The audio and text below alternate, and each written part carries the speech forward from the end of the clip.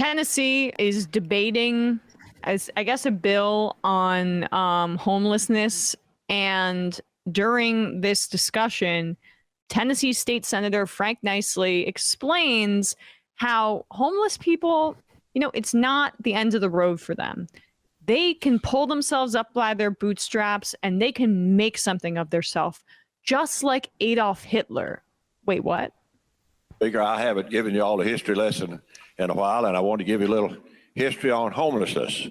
1910. Hold on, pause it for a second. I'm sorry not to stop there, but he said he hasn't given us a history lesson in a while.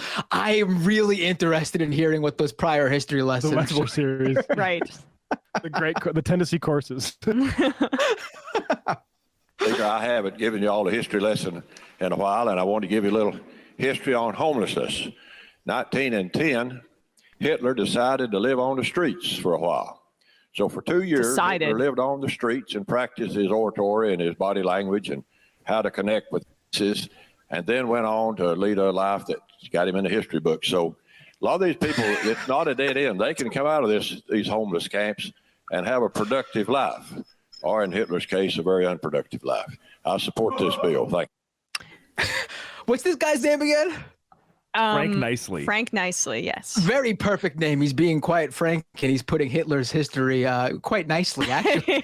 I mean, he should have ended up there with a "Welcome to Candace." That's what I always hope people in their little. We did it yesterday, Brandon, with a Shapiro. That's how I want to end today's show. You guys have to remind me.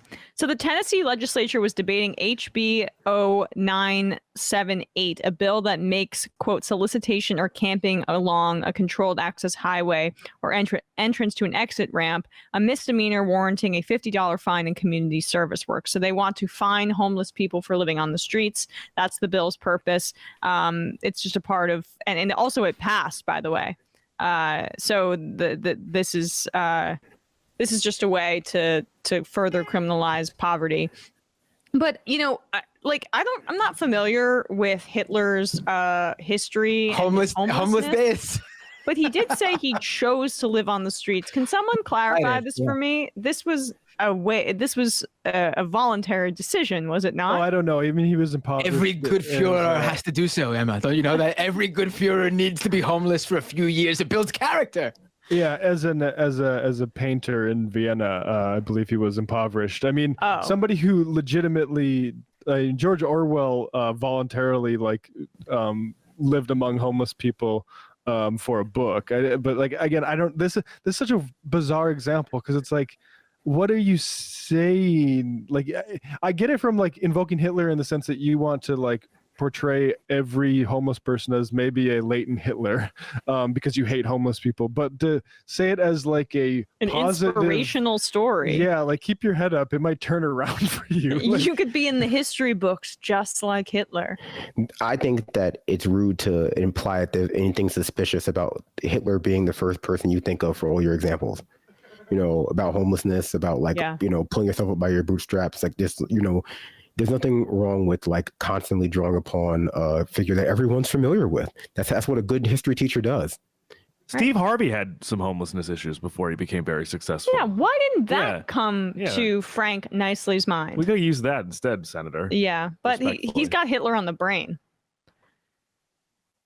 It's very interesting. He kind of knew where he was going wrong and tried to save it at the end, but in his case, a very unproductive life. Yeah, I guess actually Hitler was unproductive, but I mean, he was productive, I would say. If you're being very morally neutral about what that term productive means. In terms of his ends, he was actually quite productive. But the German Nazi military state was it was efficient.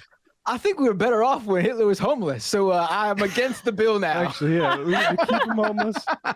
I think that any good orator, the good senator or state senator or state congressperson has left, his statement open to our interpretation, because frankly, you can make a whole 4-quadrant system of anti-homeless, pro-Hitler, pro-homeless, pro-Hitler, anti-Hitler, pro-homeless, pro-Hitler, and just ascribe his statements to any of those positions. That's just a sign of a clear and clever speaker. It's a multi-tool. Mm-hmm. I wish I was that good.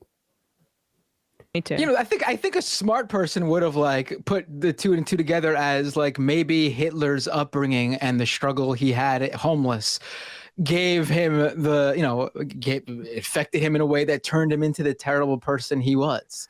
Not that he pulled himself up by his bootstraps and then Yeah. I honestly just decided to do what he did. I honestly just think that the history education in this country is so poor that, like, at the end of the day, if you ask anybody like about history, you're going to either get a story about Hitler or a story about Martin Luther King Jr. And very few of those stories will be like adequately explain either of those people.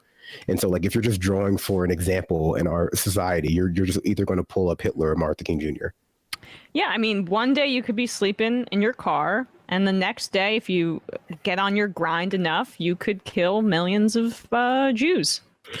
Yeah, that's that hustle life. And that's why we have to find the homeless. Thank you, everyone. I mean, it's astonishing. Create more Hitlers. Based on that speech, I could not figure out what the bill actually did until you explained it. Because I was like, he could be saying anything here. Yeah, right. Again. You want your speech to mean everything to all people, all the time. It has something for the homeless people, something for the lovers of Hitler, something for the haters of Hitler. You know, a little bit of everything. Yep. That's what we call a moderate. The Problem Solvers Caucus.